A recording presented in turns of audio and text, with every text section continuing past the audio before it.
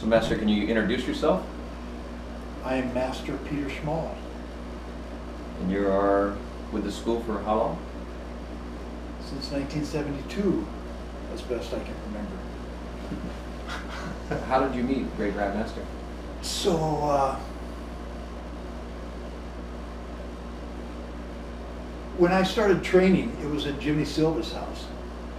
And Grandmaster Derobio Pedoy wasn't at that garage.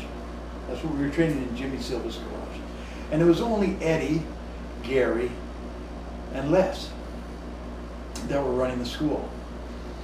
It was probably when we moved the school to the United Puerto Rican Social Hall underneath Joe Ayala's bar. We always refer to it as Joe Ayala's, but actually it was the Puerto Rican Social Hall. And then at that time, so the Great Grand Master Derobio Pedoy and Mrs. Pedoy would come with Eddie, and they would sit on the side on like a little bench that was on the sides of the wall, and they wouldn't say anything. They'd just sit there and watch Eddie. Eddie would run the class, and it wasn't really until Eddie got a job with the troubled youth through the state. He got a job with the state, and he would take the troubled youth to Camp Erdman at Cayenne Point and spend the night out there.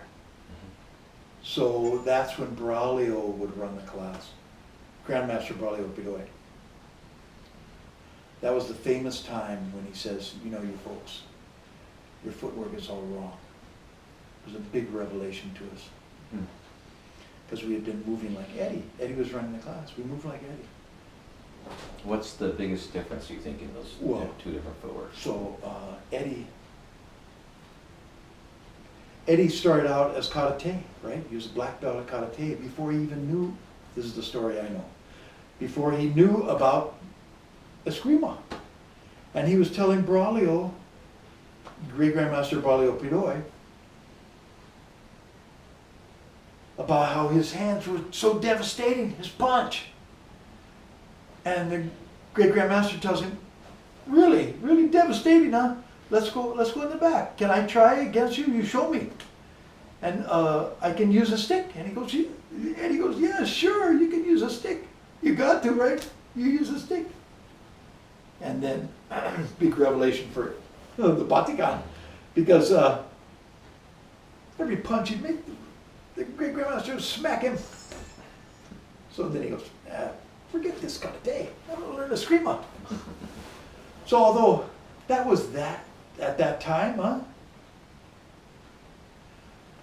It seemed like Eddie was like 16 when he was a black belt. So that must have been when he started training for real with the Largos and Jimmy Silva and a couple other guys. The neighborhood kids got together because they all grew up together, right? So they started.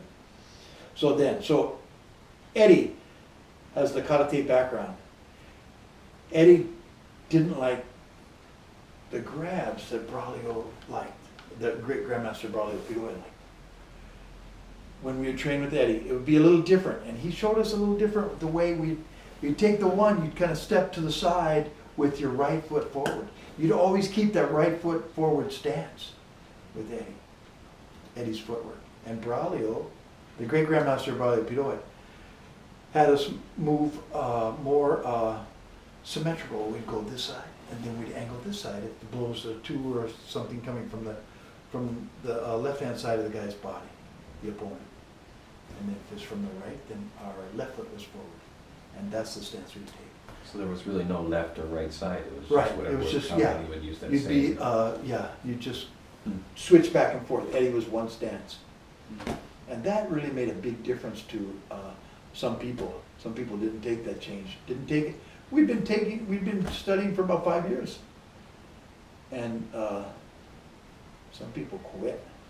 What? We're doing it all wrong. So they quit.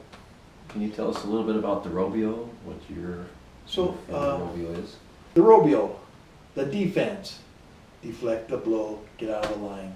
You always go with the force. That's the two things you keep in mind. And then it just goes from there. Go with the force. You don't go against. Deflect the blow, get out of the line. That's kind of like the basic. If you're doing it that way, you're doing Derobio, as I understand it. I always got to put that caveat on. That's good. Because you're getting it from me, and so I was with him for a while, but it's like how I interpreted it, right?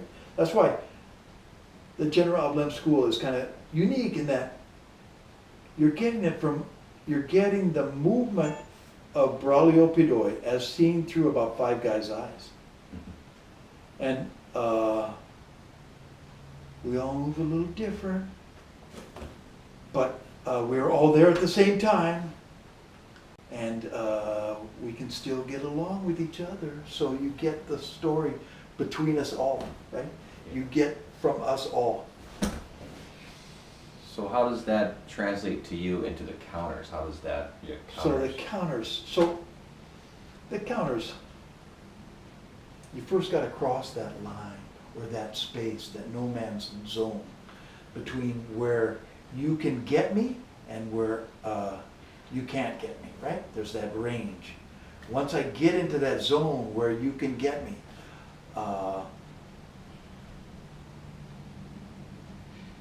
that's where the counters come in. Because Braulio, the Great Grand Master Braulio Pedoy, would, so he'd always say, to get the guy, you gotta go in. You gotta go in. You can't fight on the outside. And you can't just defend. Sooner or later, the guy's gonna get you, he'd say. So you gotta close the distance. You gotta get in so that you can give the counter strike. You gotta hit him back. And, or you gotta make the guy feel pain. That was what the Grandmaster Braulio Pedoy was really good at with his counters. He would make something hurt so that you would have to think about saving your hand somehow, or where he was poking you, or not so much striking you. It's not like he's going to whack you. Something would hurt. Because he would talk about the philosophy of if you can defend and hit. Now everybody knows how to hit, right? But if you can defend, you have a big advantage over the guy that only knows how to hit. Because you can defend his hit and you can hit him back whenever you want. But if it comes down to you killing the guy, the police come and arrest you right away. If there's a death, they arrest you right away. You go to jail, then they sort it out. So don't kill the guy. That's why we salute like this. We spill no blood. That's the symbolism. And even though he learned from Faustino Ablem, who was fighting as a war, right? He's fighting in battle. So he's not worried about whether the guy is going to live or die. It's to the death, right? If you're fighting with a bolo, you're not there to wound the guy in battle. No, you get him out of the way and move on to the next guy. So Braulio's philosophy in the teaching to the school was don't kill the guy. And he would, in all the tournaments and the encounters that he had with other people, he never killed the guy. The only time was when he was stabbed, he thought he was going to die, and he took the knife away from the guy and he was going to make it tie-tie, that's what he said. He was going to cut the guy's throat and make it tie-tie, and he passed out before he could do that. That was the only time I ever heard that he's fighting the Moro in the Philippines. And he cuts the guy's shoulder, the guy drops his weapon, the people are screaming, kill him, kill him. And he puts his bolo down and says, you want to kill him? Come on down, it's easy now. And it would have been, that's what they wanted. They wanted him to give him the stab and put him out of his misery. But he didn't. And then so, and in other fights too.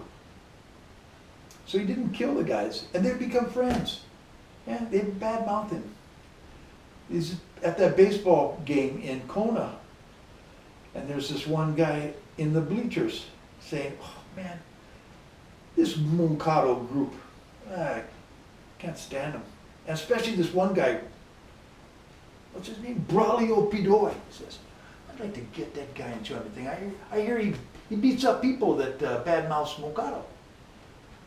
And the Grand Master's sitting right next to him. He says, "I'm Braulio Pedoy." The guy goes, "Oh yeah, oh, come on, let's go." So they go down out in the back of the bleachers. And Braulio had this way of making his fist like this. He'd push his knuckles so he'd hit you just with this row of knuckles. And he smacked the guy like that. He fell down. Braulio says, "Get up, you want to go somewhere?" The guy goes, "No, I had enough." He says, I'm a professional boxer. I've never been hit like that." And they became friends. They go back up in the stands and watch the rest of the game. But that's how he was. He wasn't out to, he could have kept going, "Get up, I'll beat you up some more." No. He says, "You want some more?" "No." "Oh, okay, then we're friends then." Yeah. Very good. I wanted to ask you some of the traditions of the class. Oh, no horseplay. That's right, you gotta kind of stress that. Because that's when people start fooling around, or they start making challenge. "Oh yeah, I can get that. Oh, you can't hit me like that," That's easy to do with guys. So you gotta stress that, keep it at a level where everybody's a friend. That's why it's good that when you come to class, you shake everybody's hand. And at the end of class, you shake everybody's hand. And when we had the schools, we'd always salute you come through the door, salute the class, come in, shake everybody's hand. In order, right? Chain of command. Go look for the Great Grand Master Pedoy at that time, Master Pedoy. That's the guy. And in the beginning, his accent was so thick, right? Hard to understand. So he'd be talking to us and then "What did he say?" Okay. He'd use some, the choice of words sometimes were unusual. Because he said, so his generational vocabulary is way back there, huh?